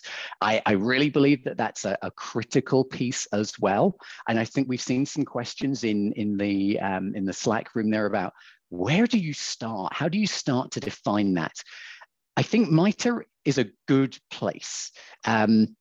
What MITRE lets you do, and you heard one of my other colleagues talk about it, is it gives you a common vernacular. It gives you a common way of talking about things. So perhaps one of those metrics you could use is the percentage of detections at each part through that MITRE chain. And obviously the goal there is to shift left, is to bring as many of those things towards early capture and early detection as possible. I also share some skepticism about, I describe myself as an IOC skeptic as well. I really do believe that threat intel is a very useful resource, but the nature of it, and I think it was Jamie who mentioned that perfectly, you have to start from a very specific place. I'd also go one step further, which is to say, the vast majority of initial intel or IOC triage is something that should also be automated. Think through what are the next steps. If there is a detection for the presence of a particular hash of a file or a connection to a network resource, think through what would the analyst want to do next. Perhaps if it's a network connection, they're going to want some process telemetry about what generated that traffic. If it's a process itself, they might want some context and a process tree to understand. All of that can be dealt with by automation, doing those searches, carrying out those enrichments, so that what we're delivering to analysts is high quality signals and immediately actionable intelligence. One thing that I think is really interesting as well was that lack of crossover of different threat intel sources. One key thing to build in your automations there as well is to look at the vendor that you're using for proactive protection on the endpoint. Ask that vendor, in Sophos, we call our API for this Intellix. Part of that triage and part of that context is also useful to know, what does my vendor think of this threat? If I'm searching for IOCs and my vendor already has that as something that would be proactively blocked, then it's still useful information to understand if it has been seen anywhere, but knowing when it started being proactively blocked will help you adjust how quickly and what the priority of that particular investigation might need to be. The last point I'll make is to talk about threat hunting concepts, and that the phrase hypothesis-based hunting. We use the term leadless hunting at Sophos, and those are the most important types of threat hunts. So I definitely encourage all the organizations I speak to spend a lot less time thinking of threat hunting as searching for IOCs and responding potentially to those, but actually using the hypothesis-based process. And I'd love to give you a really quick example of something that you can do. If we think back to the log4j vulnerability, which is on a real slow roll, what are some things that you can proactively do? Well, one of the key things there to understand is it could be anything that processes Java. So perhaps one of the things that we can do first is go and identify where are all of the Java renderers, all the Java processors out in our environment. We can run generic searches to look for Java executing, to look for Tomcat executing, and any of those other applications. That'll start to help us find jar files, find the actual applications. Because one of the interesting things with log4j was you weren't necessarily just able to search for those vulnerable jar files. They can be embedded into other applications. So starting with some of that proactive discovery and then moving on to what are the signals of a potential attack. It's that processing, that application, Java or Tomcat, launching other processes. Well, now I've verified where all of my Java is, I can start to look at those jar files, but I can also carry out proactive checks on if I'm seeing any of those signals. So I hope that was useful. Thank you so much for joining the session. Thanks to all of my colleagues. And I'm going to hand over back to our hosts. Thank you very much. So I think I'll take that over, and we got so many questions in there. I tried to kind of structure that a little bit, right? So the interesting thing, one of the most pressing questions was how to sort of measure the benefit of threat hunting. So for once to, well, show improvement in the security posture, but also to justify budgets and so on.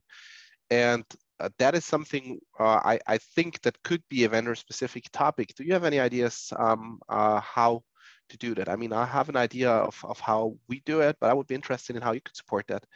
I think it might help to go from the top to bottom. So Chris, could you start, please? Sure. Matthias, can you repeat the question again? So it's when you measure the performance of threat hunting, right? So you said you support threat hunting in a way, but would that also include some ways to figure out how beneficial it was? Measuring performance for it. I mean, I think that knowing how something like proactive threat hunting, you would never, it's hard to put a quantifiable number on it unless you are really basing it on sort of the average cost of a breach or average cost of IR when it comes to, looking at an aggregate, I think. So you could sort of justify it by saying, hey, well, this is what average breaches cost. This is what average IR costs. This is something that we can sort of help offset with an effective threat hunting program.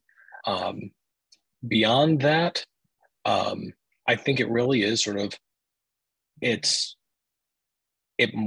part of sort of a mature cybersecurity posture. So I think it is something that is, for large, maybe larger organizations that are a global organization, it is something that sort of, I think it's almost table stakes to be able to have at least, if it's not, in-house people that are doing threat hunting, at least having a vendor that you might trust to do that threat hunting capability and sort of augment your existing security posture.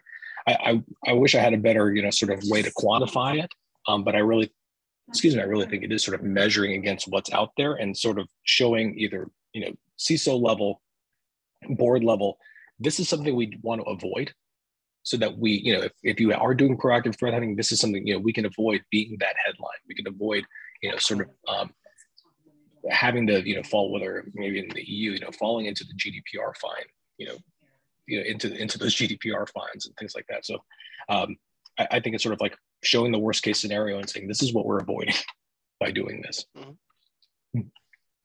Yeah, that makes sense. And it's to be honest, when we go through the surveys also over the last few years, that's where organizations struggle the most, because on one hand it costs money, that's for sure, but it's sometimes hard to justify. There are ways, and some, well, I would say very good ways, that the respondents mentioned over the years, and I can get to that later.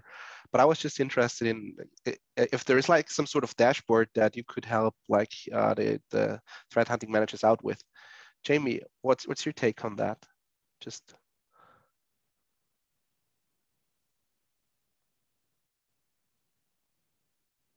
apologies that you broke up a bit there. My sound was out. Oh, sorry.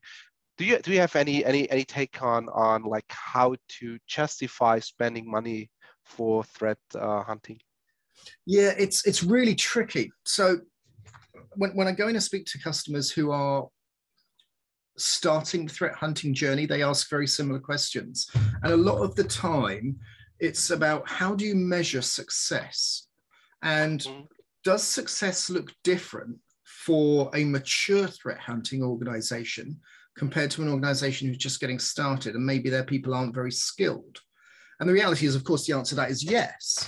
If I've got a team of newbies, no offense to anybody who's new, who's just learning how to threat hunt and is just learning how to dive into volatility memory dumps or search the registry or open packets with Wireshark and understand what's going on, their learning is going to get in the way of being successful. And it's on a curve, and the curve goes like this, and then it plateaus out, and they suddenly start getting better at what they're doing. And this is the same for all of us. We all learn in a fashion that requires small amounts of success, incrementally growing to get better at what we do. So the reality is, when you first start out, you're not going to be very successful. So your success criteria should be quite low. It should be, have I found anything at all that I can go back and talk to the board about and say, look, we found something, this is great. And we correlate and corroborate our findings with something else. And corroboration is really important to make sure that what you're looking at isn't, for example, a false positive. So I found something interesting. If I go and look on the internet, have other people found the same thing? If they have, great, I'm learning, I'm getting better. It's more likely to be a real issue. And then as you build your skill sets over time, you start getting more and more focused on, okay, these are the threats that are likely to impact the business. These are the resources that we have to try and find those threats. And these are the parts of our organization that are risk impaired by these threats. We're going to focus our efforts on there. We're better at our job than we were a year ago. And we can be more clear to the board when we go back and talk about the risk impact of the threats we are trying to identify, and have we been successful in identifying them and finding them? And if we haven't found them in our network, is that because actually our compensating controls are very good and we're keeping the bad guys out, or have we slipped back in our skills and do we need to refresh our fundamentals? That's just my view on it. Okay, so that's very focused on the content of threat hunting and the direct output, right? Rather than the indirect one. Absolutely. Okay, great, got you. Andrew, I mean, looking into the endpoint perspective now, automation perspective. Yeah, I talked a little bit about how some of the ways that an organization could measure that. And Matthias and Josh, you gave us the really interesting point as you're building these surveys for SANS through the years. One of the things that you want to do is be able to compare results across the years. So I do come to the conclusion of using some kind of measuring system that is defined by a third party. And obviously there's a lot of talk about MITRE. It is a useful framework.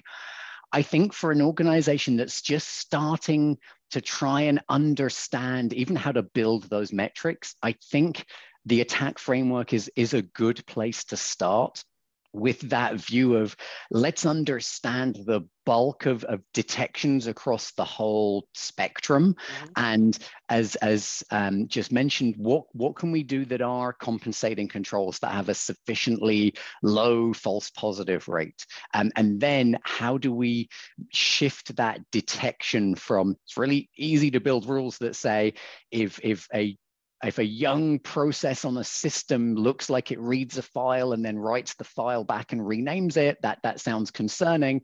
How do we move some of that much further left? And I think that would be a really interesting place for an organization to start. That's actually something that a lot of organizations actually do.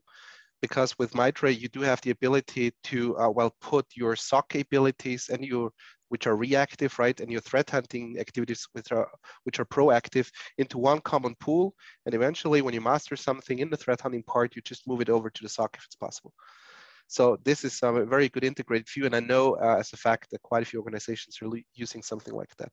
Also vendors, by the way. So John, anything from your side?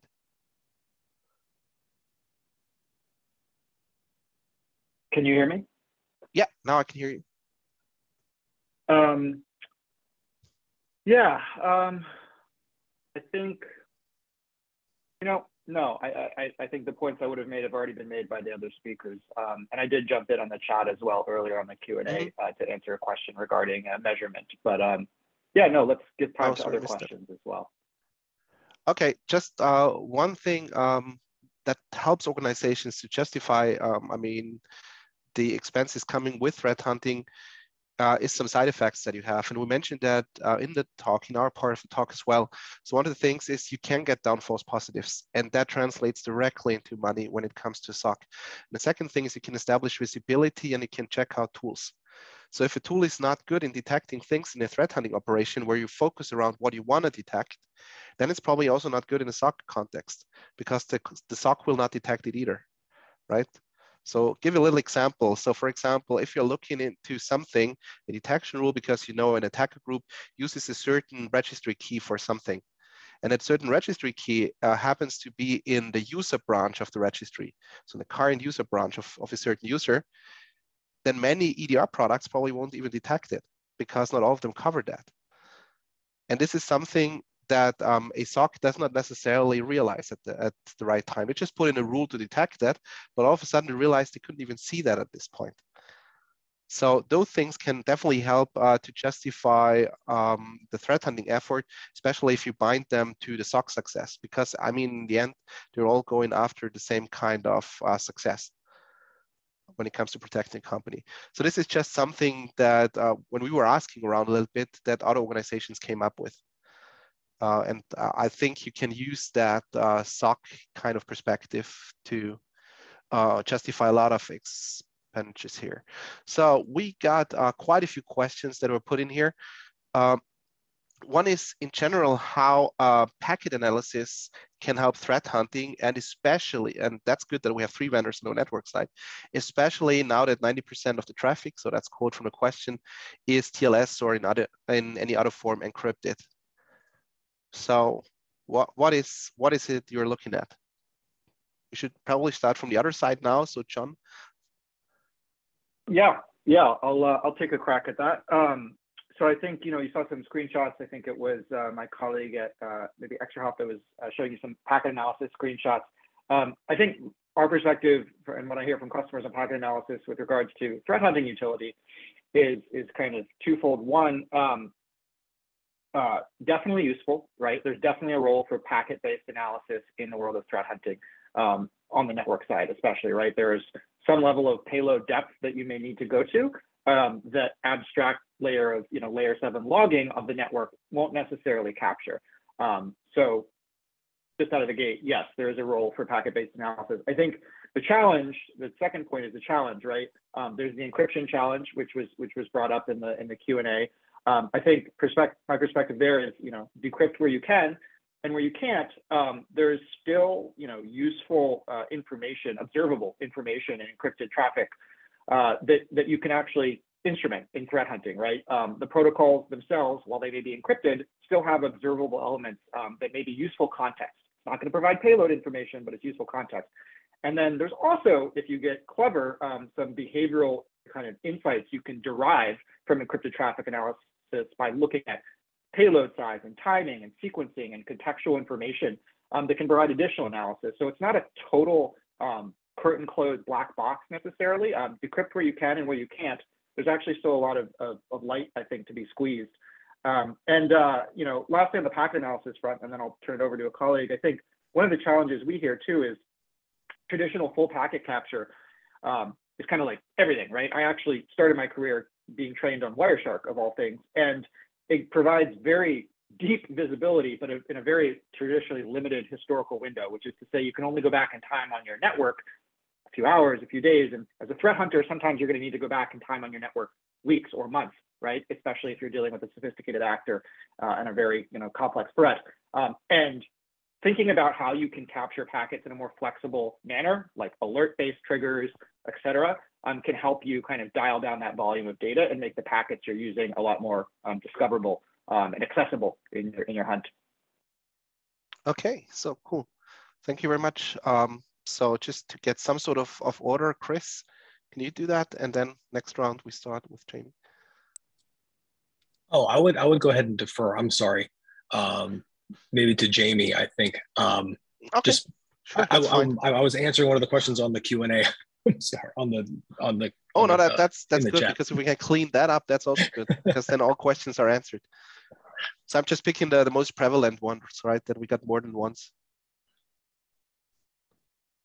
Jamie? Okay. Yeah. Okay. Yeah. It works now. It works now.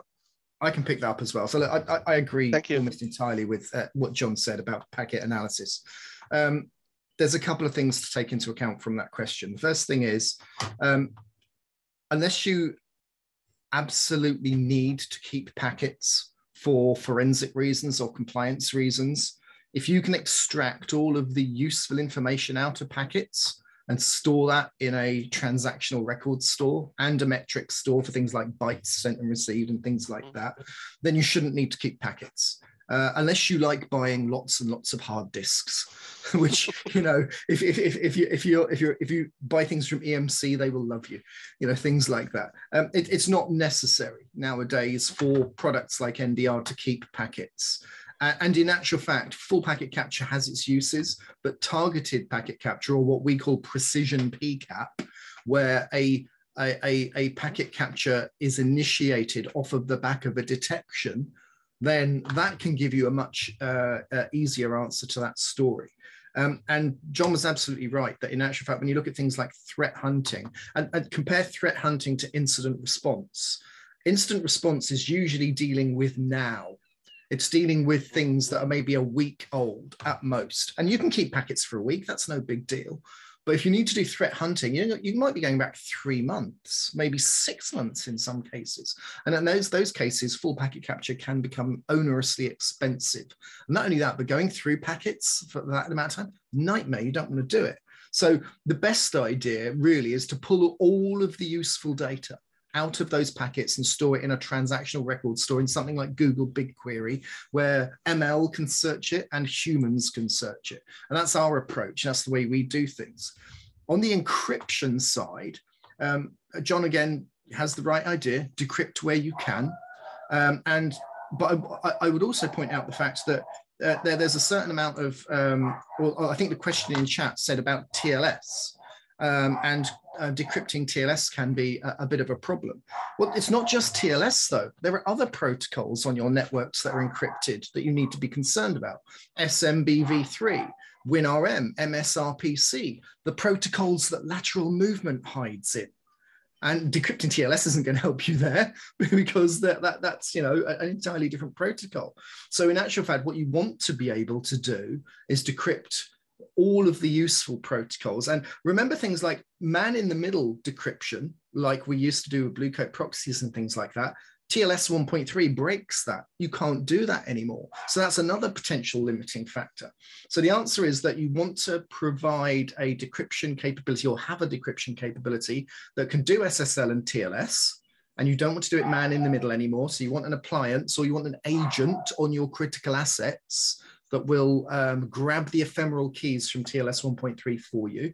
And you want to be able to decrypt those Microsoft protocols. And as the extra hop marketing manager here, I have to put my hand in the air and say, I've just said all of that, knowing full well we can do all that. So maybe a little bit cheeky, but there you are. We can do that.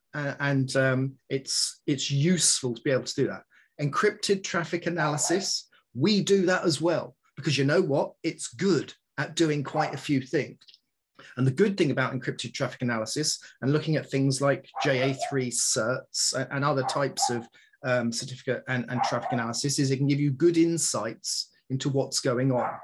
But decryption drives conclusions, not insights. And if you can do that, it's a better story.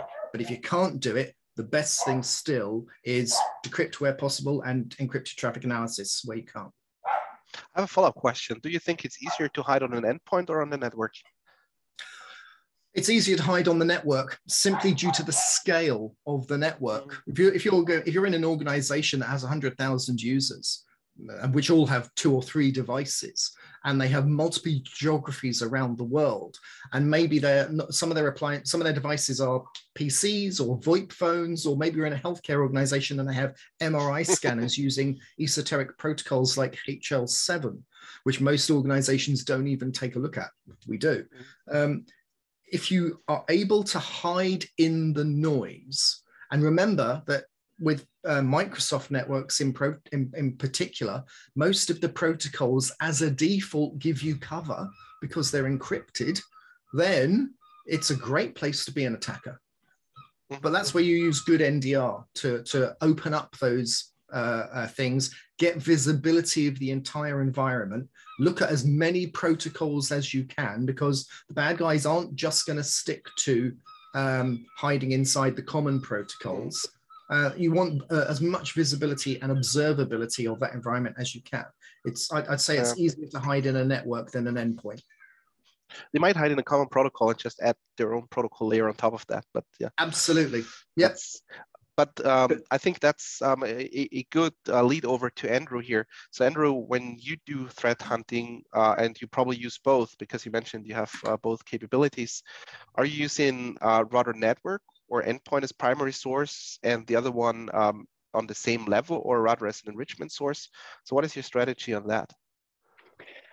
It's typically that we treat both of those things as potentially equal sources of interesting telemetry. And everyone else has hit the nail on the head. I think that your endpoint visibility, your classic EDR visibility, it most often is only as good as your ability to push an agent to those systems. So we strongly believe as well that being able to bring in that network data and use that as a principal source of investigations will help you with all of those places that you haven't been able to install your agent. We talked about IOC devices, MRI scanners that might, let's not consider what operating system some of those devices are still running, right the way to systems that just got missed in your EDR deployment. So we think both of those things are really important. And from the Sophos perspective, to put my virtual Sophos hat on, the way that we handle those is our friend ML and AI to run across both of those sources, perform some correlation and prioritization for both our customers and our own SOC. Just reminded me of a case where a heart catheter lab was breached, and you went in there and said, "Oh, where's the computer? What is the computer here? It's just big machine." Yeah. I got a question that might sound a little bit stupid, but I think I heard at least 3 presentations. One of the reasons to go for the network is because you can never be sure to cover all machines, right? Because for some operating systems, there might not be an agent. For some appliances, you might not have access privileges at all. You can't install anything. How do you make sure that the whole network is covered? You know, also the modem that someone on some remote island has under the desk. How do you make sure that that is covered? Who wants to answer first? Last question here, I think, from a time perspective. I'll happily pick that up. Look, so here's the thing. You need both. You need EDR and you need NDR because NDR is going to protect your core networks. But what happens when that laptop goes out and is used in an airport lounge or used in a hotel? You're just not going to see it. So you need both technologies, and both technologies cover each other's back. And that's the key thing. As an example, within our product ExtraHop, we have the ability to speak to numerous endpoint agents. I think we're speaking to Sophos at the moment to be able to do with those guys as well soon. And one of the features that we have is you can tell when an EDR agent attempts to speak to its cloud hosting service. And you can tell what assets on the network are Windows and Macs and things like that should be running an EDR. So you can tell which devices are checking in to the EDR service and which ones aren't. And you can very easily produce a report that says, here's your coverage of EDR across your suitable covered estate. You are missing EDR on 5% of your devices, and here they are. So the tools work together to give you the coverage. I think that's the best point. You can never have enough visibility for threat hunting. I think that's a good closing statement. Carol, I think. Yeah. Thank you so much, Matthias, Josh, John, Jamie, Chris, and Andrew for your great presentation, and to Anomaly, Cisco, Corelight, Devo, ExtraHop, and Gigamon, and Sophos for sponsoring this webcast, which helps bring this content to the SANS community. To our audience, we greatly appreciate you listening in.